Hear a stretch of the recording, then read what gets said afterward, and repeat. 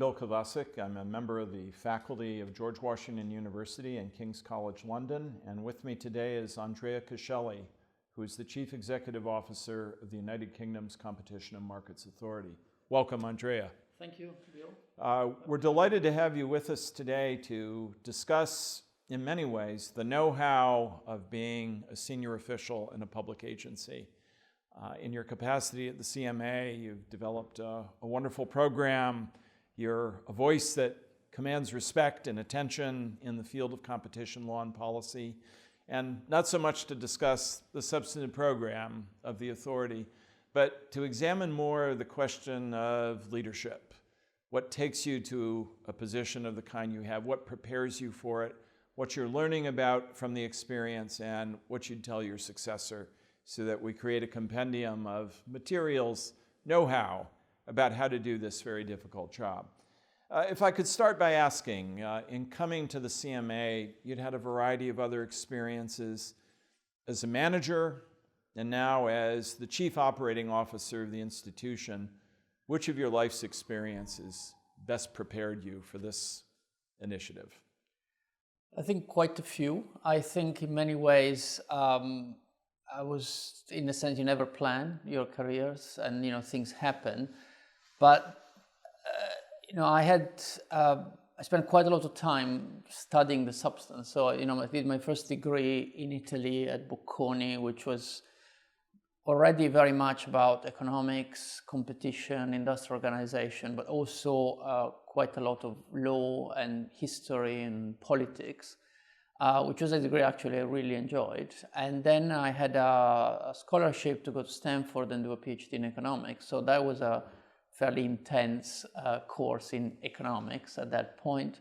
But already there I was, interested in competition regulation in terms of the courses I followed in terms of my PhD thesis. So when I then came to London to teach at UCL, I was already very interested in these issues. And I realized quite quickly that in many ways, there is a bit of a division of labor in terms of if you want to be a top academic, you spend a lot of time thinking about methodologies and pushing the boundaries, which was something which was not as interesting to me as potentially applying things and the sort of policy-making role. And so I ended up I decided to go into consulting, and I spent many years advising companies on antitrust cases, on mergers, on 101, 102, UK, Europe, a bit outside Europe as well. And that was very useful because, I spent a lot of time with businesses. I spent a lot of time learning how businesses operate, that there are businesses that are extremely well organized and other businesses that are not extremely well organized. And sometimes you have an amazing internal document, sometimes you don't. Sometimes you have great data, sometimes you don't have great data. So when I then ended up on the other side, joining Ofcom, I was, that experience with business experience was very important. And when I got to Ofcom, I was very interested in the sort of agency and the program of the agency and policy making. And telecoms and media are very interesting sectors, so I really enjoyed doing that. And also I learned from, Ed Richards was the chief executive at the time, was very impressive in trying to combine, intellectual content with implementation, with stakeholder engagement and connections and leadership. So when I then had the opportunity to join the CMA when it was formed, first as an executive director on the board, and then for the last year and a half as the CEO, in many ways, it felt to me a lot of the things I had done, they all made sense and they all contributed to what I'm doing now.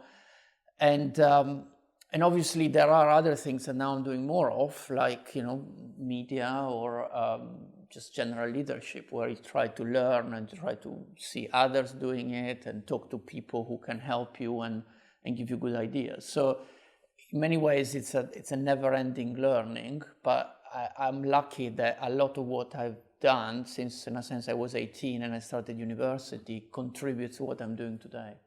Would you say it was an advantage for you to have had this experience as an academic, as a researcher, as a practitioner advising firms, and as a civil servant before coming to the CMA?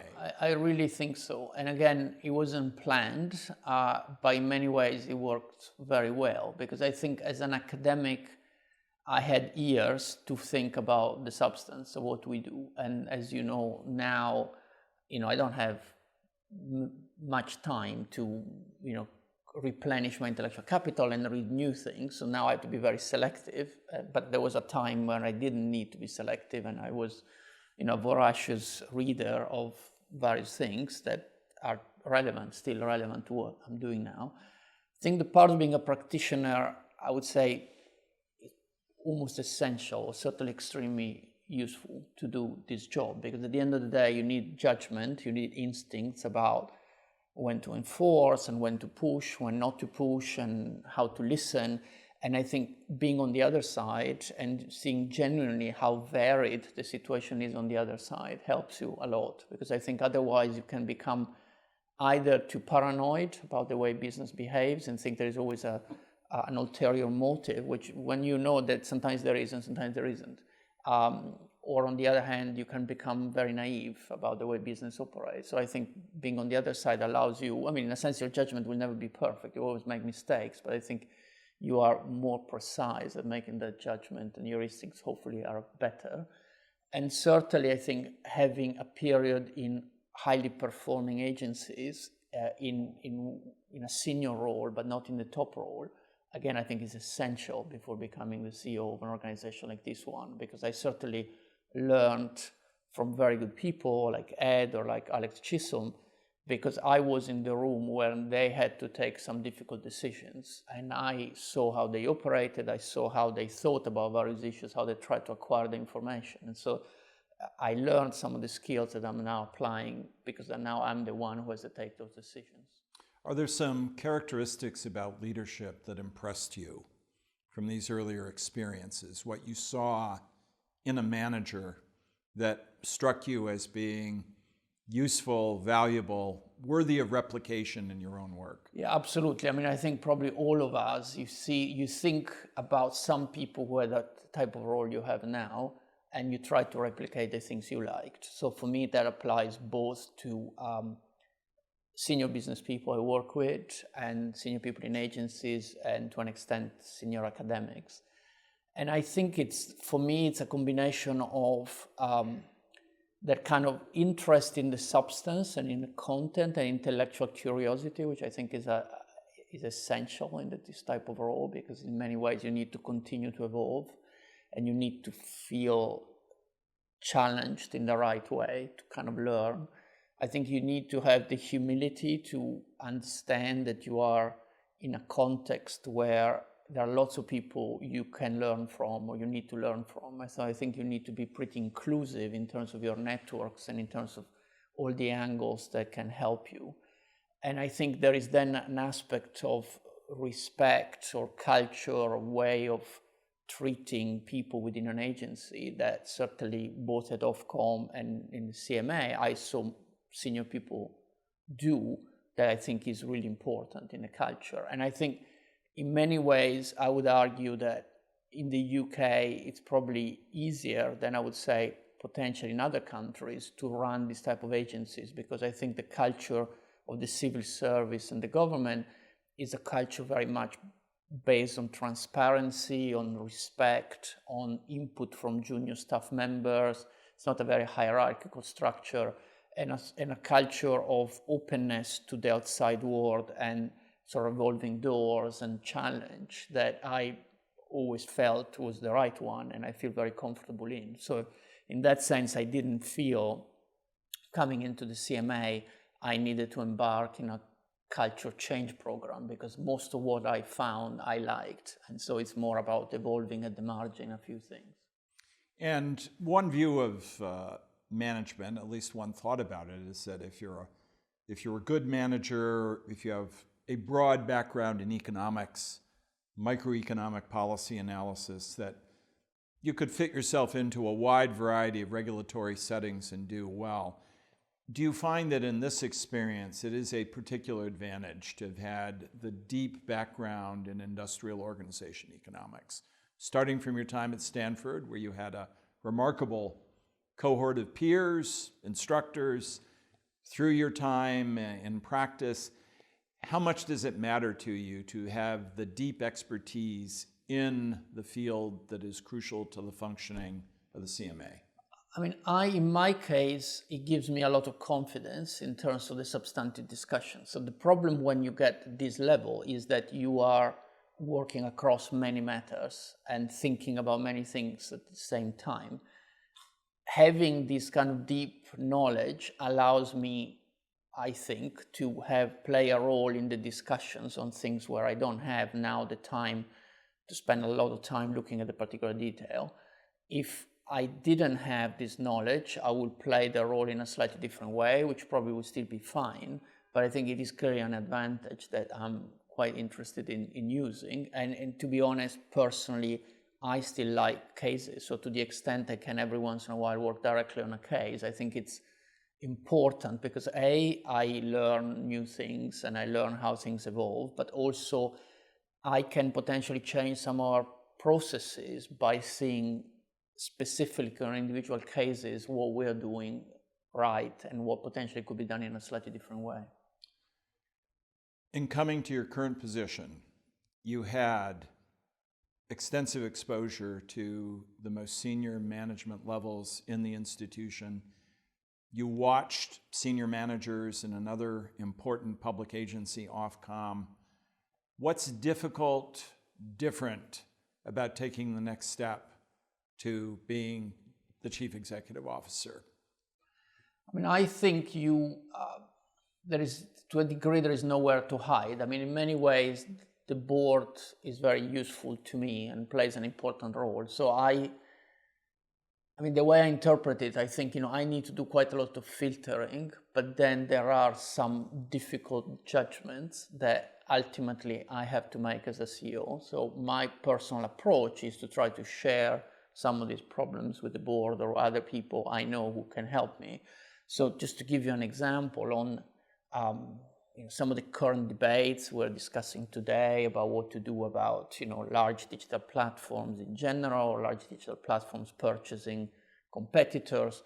There's debate out there, and we want to be part of the debate. And ultimately, as the CMA, we'll have to make a judgment on some of these things. As a CEO, I think you need to play a bigger role in it, more than if you are one or two levels down in the organization. But equally, having a board or having other senior stakeholders who can help you think about these things, to me, is something which is very important. So I certainly feel a degree of pressure on making some calls, because when you are the CEO, in a sense, nothing is risk-free. So not doing things or not launching programs is in itself a choice, an active choice. Where I think if you are one or two levels down, you hide a bit more. You can say, well, the board decided or the CEO decided not to launch this particular program. It wasn't really my active choice. So I think there is an important difference. But if you have a healthy top team around you, if you have a good board, I think you share quite a lot of this pressure in a very positive way. I take it that formulating early on a good team of advisors, to surround yourself with people who will be candid, who are thoughtful, who are effective in bringing issues to your attention, that's very important to your success. Yeah, I think it's essential, because I think in many ways, it's almost like, you have a sequence of knotty issues coming your way, and you need to be able to share the load with your senior team. You need to think that there are some matters that are very important to the agency that other people are going to focus on. I'm a believer in a mix of being across everything and then doing some deep dives in a few matters. You can't do deep dives in too many matters, otherwise you're not adding value. So I think I need to have a degree of knowledge about everything that is important, but I know the important matters, there are some where I think I'm in the lead, and others where some of my key deputies are in the lead, and I want to be in a place where I trust them. I know they're going to do a good job. I'm not going to second guess, because a lot of what we do is evidence-based, it's case-specific. There is a lot of knowledge linked to it, so I'm certainly not going to second guess, but I want to be in a place where I trust them and I know they're going to do it and do it well, which is the place where I am now, which really helps me quite a lot. Is it important for the leader to do the occasional deep dive, not simply because of personal interest, intellectual curiosity, but to get an idea of what's really going on in the heart of the institution. Yeah, absolutely. I think it's very important. I mean, I think sometimes the organization can find it a bit unsettling to have the CEO doing be a key part of a big decision on a specific case. But I think it is really important to keep yourself close to the ground, close to what is actually happening, and be able to make the right decision. So if you need to make some changes to process. So for instance, now I'm doing one of these case decision groups on one of our pharma cases. And it's an important case. It's a good case for me to be involved in, but also I'm seeing a number of things about the process that then when I'm taking decisions with others about whether we want to flex certain things, this puts me into a much better position to judge the type of changes you want to make. Is there any rethinking you have to do about your role or a broader appreciation of it that comes from being on stage all the time? Internally, everyone pays attention to the CEO. They notice whether you wear the same tie 3 days a week. They follow where you go. They notice if you go into this coffee shop all the time. Externally, you are, in crucial ways, the face of the agency. Reporters ask you questions, not always the ones that you want asked, but you have to be basically ready to go all the time with this sort of ubiquitous observation. Was that something that you had to adjust to? Yes, so it's something, I mean, in a sense, I'm still adjusting to that. I think it's one of the big changes from the previous roles. What I'm trying to do is two things. So one is, and even if I look at the last 2 months compared to where I was in the summer, I'm trying to be more selective with what I do. I try to spend a day or a day and a half a week, if I manage, at home, actually reading for various things I need to read, but also thinking a bit proactively, because there was a time when I felt I was constantly in this kind of from a meeting to another meeting, from a decision to another decision, and I felt my ability to actually influence was suffering because I didn't have enough time to properly think about things. And thirdly, I'm thinking a bit about almost personal resilience. If I have a long day, if I can get home and go for a run, it's the type of thing that I think really helps, because it is draining and it is quite exhausting to be constantly on stage, constantly chairing, constantly deciding. So I think you get into a world where it's more, I would say it's quality rather than quantity. So you need to think what you really need to do and how to do it well, and then build some space around it where, maybe you work from home or maybe go for a run, rather than just being on all the time, because it's just not possible otherwise. I mean, just on this point, I think people tend to forget or don't realize what a fast treadmill this experience is, and they forget in a basic way to take care of themselves. And I sense from what you're saying that a conscious choice that you make is, I have to be able to continue to maintain my health, my fitness, my energy, and that's a deliberate part of your schedule. Yeah, absolutely. And it's difficult. And, when you read about CEOs in much bigger organizations, they would say the same. And it's always a challenge, but I think it's very important to try to do that. So I'm actually spending quite a lot of time thinking about it and trying to do it. And to protect a space in which you can read and think. Yeah, exactly. And I think that's very important. I mean, obviously, you evolve into a world where you become extremely selective about what you read. So you become extremely selective about the length of what you read. So it's one of those things where you realize with age that writing a short article to the point is much more likely to have an impact with senior decision makers. And obviously, in a sense, if you read about prime ministers and very senior politicians, that's the extreme version of it. So I think I try to curate what I read. I try to become very selective, but I definitely need time when I'm actually, at home, not looking at the iPad, not looking at the computer, not being on the phone, and actually reading from the beginning to the end a particular piece. It doesn't happen very often, but it's quite important. And similarly, in terms of, boards and executive committees and the sort of committees I chair, you need the time to actually read the papers, properly think about them, because that's really where you add value at the end of the day. You need to take decisions, but the decisions need to be informed and based on actually having thinking about things. I think there is a real risk otherwise that you just start doing it in a very superficial way because you just start too stretched. Do you keep time for yourself to read outside the area of competition law and policy? I do a bit. I like to read fiction, and actually I find, at the end of long days, actually, to have an hour to actually read a good book, which is not about politics, it's not about competition law, I think it's actually very good. Can I ask what's on your bedstand now? That is, what are you reading now? Finishing Eugenides' Fresh Complaint, which is a collection of short stories. So to refresh the palate, to... Yeah, I mean, actually to think, something which is good, which I enjoy doing, which is different from what I do in my day job. Because, I've always been very interested in politics, policy, history, newspapers, what we do. So in many ways I could continue to do that, but I think it's quite healthy to, mentally, every once in a while to have a break and be in a different space where you do something different. And, I love going to the cinema, I love football. So that I do a number of other things in London which have nothing to do with my job, which are really part of this replenishing my kind of energy levels. What's the hardest thing about the job for you? The most difficult?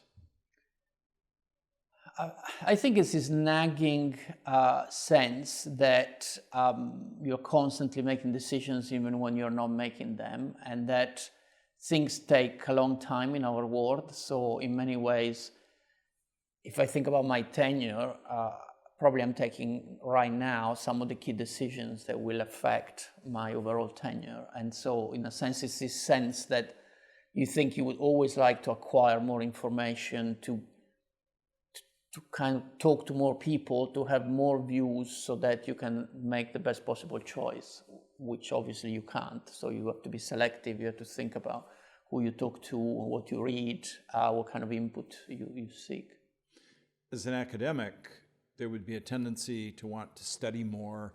I'm going to read more, but you can't do that unless you want to decide one matter a month. Exactly. So that's that balance. And luckily, I have part of my brain is an academic brain because obviously that's what I did for part of my life. But the other part of my brain is very much on results and outcomes, and actually, in many ways, very pragmatic, very incremental. So I try to combine the two instincts because I think I have a very strong sense that I want to add value, I want to do something concrete, very much, try to show that we've moved particular industries from A to B because of our intervention in a way that we could, I can be somewhere in the country and explain to an average person who doesn't even know what the CMA is that we've actually done something useful. So I try to combine these two things, which is, in a sense, it's never perfect, but you try your best. You've talked about the hardest thing. What's the best part of the job? What is it that gets you up in the morning? The bounce in your step to say, I think in many ways it's almost the flip side of this, is the fact that you are in a well-functioning, strong organization in a context that is very supportive of us trying to do the right thing. And you do have the power, in a sense it's earned power and it's power shared with others in a very democratic way. But, as a CEO, you do materially influence what the agency is going to do. And this has a real impact on people and you can actually improve things. So that's a fantastic luxury, and in many ways I'm very grateful that I'm in this place doing it. And I think it's a big responsibility, but also it's a great feeling that you can actually do something useful. I have two more questions. One deals a bit with preparation and how to do the job. How important is it to be a political scientist, at least an amateur political scientist? The CMA has a significant degree of, by custom and by law, independence. You take your own decisions, yet you operate in a political environment that has a keen interest in what you do, is pressing demands on you for what to do. As part of the larger life's preparation, how important is it to be, at least at some level, a student of the politics, of the political evolution of the nation? I might be naive. In a sense, growing up in Italy, you think about political science very much in a Machiavellian way, which is very much, you think how can I get a particular angle on things? And the way I'm interpreting it here is very different. So it's much more being out there, talking to lots of well-meaning MPs from all political parties and understand what they get from their constituents and what their concerns are, and taking them very seriously. And I think the advantage, again, of operating in this country where democracy is working very well, in my view, is you talk to lots of well-meaning, reasonable people, challenging you in a constructive, positive way. And I think to me it's a main source of inspiration in terms of things we should do or we should do differently. So I really like to do that. And I think if you do that in good faith and you are open and you try to help people, you try to explain, you try to, if they come to you with concerns, you try to explain, well, either you deal with them or you explain what you're not doing with them. I think that creates relationships that are then very helpful for the organization as a whole. So I think you should do it anyway because it's a very important aspect of what we do, but I think if you do it in the right way, it really helps the organization. So that's what I'm trying to do at the moment. And obviously the chair plays a big role in it, other board members, but it's an important part of what a CEO I think needs to do. Here's my closing question to you. The day comes when you move to another stage in your career, part of the continuing journey that you embarked on long ago, and you're talking to your successor, a prospective successor, or someone who's thinking about coming to a position of public responsibility in a similar institution at another time. What do you know now that you wished you'd known on the first day, that you'd want to convey to them? I mean, in a sense, I'm still, reasonably new in post and still learning. I think one of the big lessons in my mind is that, particularly if you come from the private sector, is that at the end of the day, these institutions have lots of processes, and there are good reasons for that because you are exposed to many challenges at many levels. And I think, in my mind, the role of the CEO is to be very focused on decluttering, on trying to break down processes, simplify things, try to create energy and dynamism in the way things are done. And I think if you are in a private sector environment, in a competitive sector, you have to do it. Because in a sense, if you are less efficient than your competitors, it shows up in the numbers. As a public agency, this might not immediately show up. So I think you need to be the actor who is constantly challenging the institution in a constructive way, understanding the institution well, but to simplify, declutter, speed things up, increase the level of energy and dynamism, because the system as a whole will always put more challenges to you and slow you down. So unless you create this force on the other side, there is a real risk, I think, that the agency becomes a bit too slow at actually dealing with the challenges coming to us.